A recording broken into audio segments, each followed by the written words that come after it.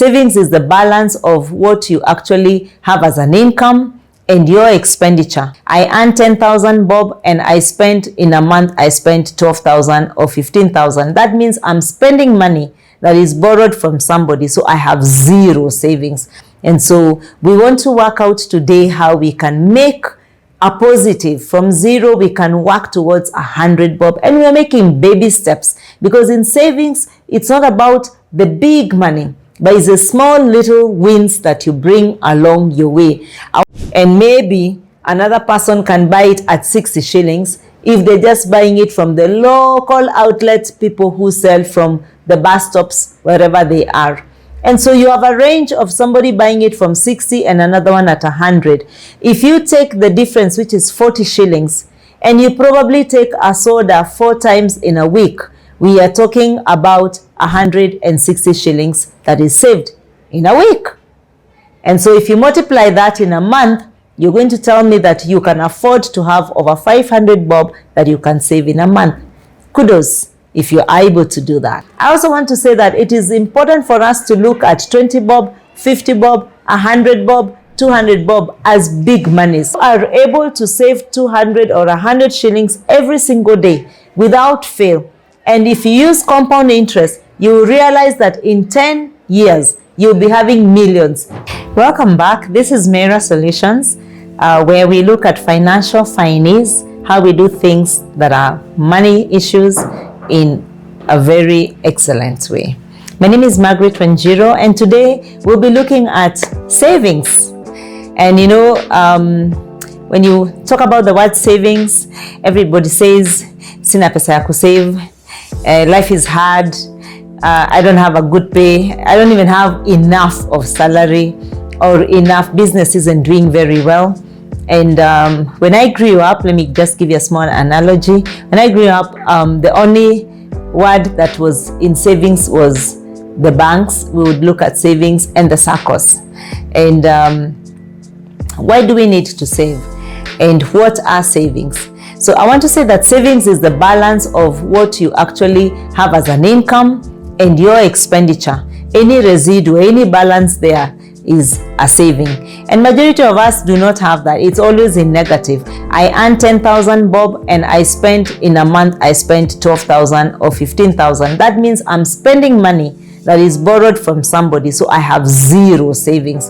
And so we want to work out today how we can make a positive. From zero, we can work towards 100 bob. And we are making baby steps, because in savings, it's not about the big money, but it's the small little wins that you bring along your way. I want to say that when you're working towards getting savings, you are working towards a journey and a shift and a transition in how you do things, how you perceive things, and how you unlearn from the things that you think are not the right things.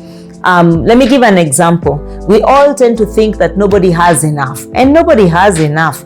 We all earn a salary, and we say we should live within our means. And how do you live within your means? I have said that if you earn 10,000, then you need to not consume 10,000 in a month. You need to work at consuming. Let's begin the journey by saying, I will only consume 9,500, and therefore I'll have a savings of 500 bob. It doesn't look significant, but it is something that is so significant if you can save 500 bob every month from where you worked.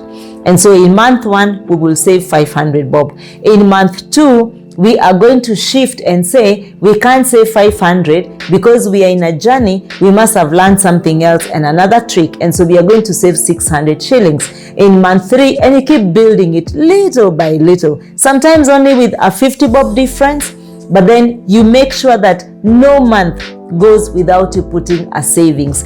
The minimum we set is 500. You should always have that as your minimum, and always work towards having a little bit over and above. It could be 50 bob. And how do you actually get that 50 bob, 100 bob? How do you get that 500? And I want to begin with simplicity, because I'm thinking that my biggest audience are young people, are people who are not in high-end businesses, people who are not in high-end jobs. And this is where we say the bottom of the pyramid. We are all there. and we can do that. So I want to work with people who are in college, in high school, and probably in early life of setup. How do you say 500? I want to say that I see young people taking sodas every single day. You have those plastic sodas because it looks gisty, it looks the in thing, and that's what you want. And I want to say that probably a soda costs between 50 bob and 80 bob, depending on where you buy it from. That's the other trick. Did I say where you buy it from? Because a lot of us don't even look at the price tag of that particular soda, because it could be mommy's money and daddy's money that you've been given as part of pocket money. You don't consider it that you could actually work towards achieving your goal of going to school and having lunch, and also this can be an avenue of you making large and huge savings in your life, and this could also have an impact on who you become later in life. So suppose you buy this soda from one of the outlets that are very expensive and you buy it at 100 shillings. That means if somebody else can get it at 80, they have saved 20 bob. And maybe another person can buy it at 60 shillings if they're just buying it from the local outlet, people who sell from the bus stops, wherever they are. And so you have a range of somebody buying it from 60 and another one at 100. If you take the difference, which is 40 shillings, and you probably take a soda 4 times in a week, we are talking about 160 shillings that is saved in a week. And so if you multiply that in a month, you're going to tell me that you can afford to have over 500 bob that you can save in a month. Kudos if you're able to do that. Now, I've just looked at a simple thing like a soda. And there are other things that we end up buying or we end up doing.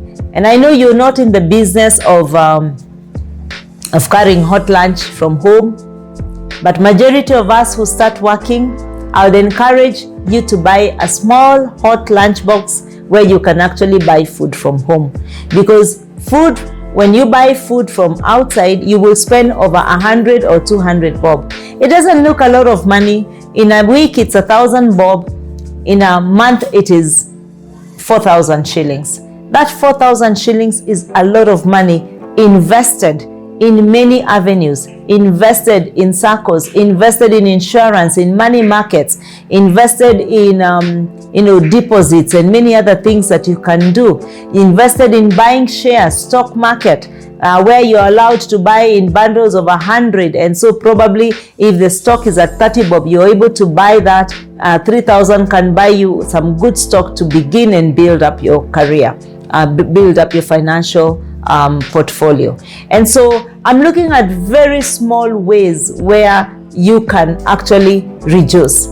Let me take the young mothers and even the older mothers into our kitchen, how we can make a saving of 500 bob, 1,000 shillings. We all love certain things like meat, sausages, and good life, and everybody enjoys good life. But how can you break down that and actually analyze and see how you can put a saving? Because we are saying you may not be able to stretch further your income, so your income is fixed, but your expenditure is what you need to work on so that you're able to have a balance, and that is what we're calling on a savings. And so we probably do sausages many times in a week. We can cut off one from the menu or cut it off twice in a month. It could be the kilos of meat that we consume. And do I want to say that the doctors will tell you red meat isn't so good, or white meat is what you need to eat, or many other things? It's you to evaluate when it comes to matters nutrition, and because you need a nutrition expert. But when we come to financial matters, we are saying that it could also be good if you give your body a break and give it a 6 to 6 fast. And where does all the money go to for that particular day? That's savings, or could go to donations towards what you are fasting for. But if you're just fasting for as a good habit, that is money. Your breakfast costs your breakfast, costs your lunch, costs your 10 o'clock tea, costs your 4 o'clock tea, and that's savings. So there's certain easy way to do that.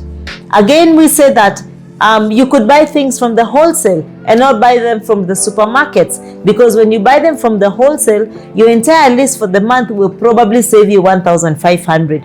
That's a lot of money for the month for you to be able to put together for savings. So we are talking about baby steps, where you're able to save 500, save 1,000 bob, go to the market as opposed to buying just outside your shop. So you're buying your tomatoes, buy them for a week. You can buy ripe ones and those that will get ripe as the week goes by, so that you actually avoid the cost of buying one outside, because a tomato outside will be 10 bob. When you go to the market, you will get 4 at 20.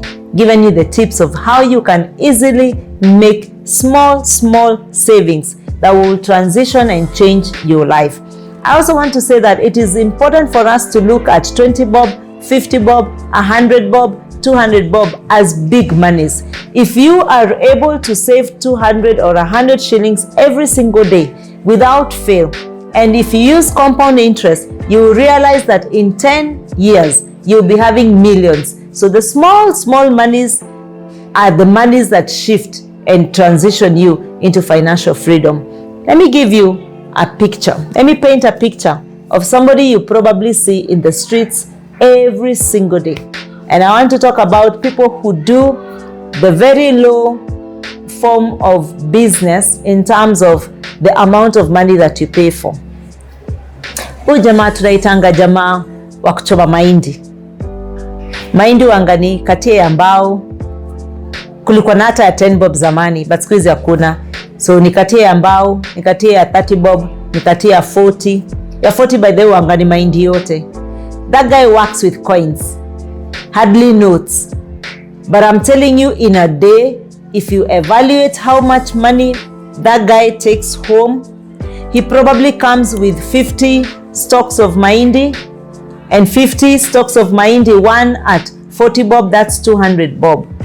And probably he has bought them 3 for 50 or 3 for 100. And so he makes some good money every single day. And I also want to assure you that he has a full day job. He comes in the evening. So you will see him setting up at around 5:30. He sells his mahindi until 8:30 and he's done. He has like 2 jobs. And so he will be able to push his journey and actualize his financial freedom way ahead some of us. And so you can decide to do that. You can decide to be the guy who sells black coffee at the bus stop in an evening, and you're able to articulate that. That black coffee is like 10 bob, but that's a lot of money that person makes. And so when it comes to savings, let's not look at the big things. Let's not look at when I'm able to save 10,000, but you can actually build your 10,000 from 50 shillings and just grow it. And soon you will have saved 10,000, 20,000, 50,000, 100,000. And soon you will be talking about how you make money, because that money that is in savings is what you will transition to investments, and then it will grow, and you will be saying that my money is working for me even when I am not jobbing. And that is what I am saying today. We are looking at simple steps. How you can eat 3 bunches of spinach and skuma, transition that into 2, and ensure that you don't have food waste in your home. That is the other big thing that we need to do. We waste a lot of food because we do not want to eat what we ate yesterday. And we can be able to save that in our homes and be able to put that resource together. Be able to put in, to try and test what do we spend in a week when it comes to the kitchen. Can we avoid things getting rotten? Can we avoid food going bad and all that? Can we cook what is just enough for today? I've given you so many tips today. I want to hear from you. What is working out for you? Are you carrying lunch to the office and therefore you have savings? Are you buying things in bulk? Are you able to just go to the market and stretch yourself and be able to put in some little savings? And I want to tell you that compound interest is the 8th wonder of the world, and therefore you are able to put in good savings towards your investments. Thank you. Good job.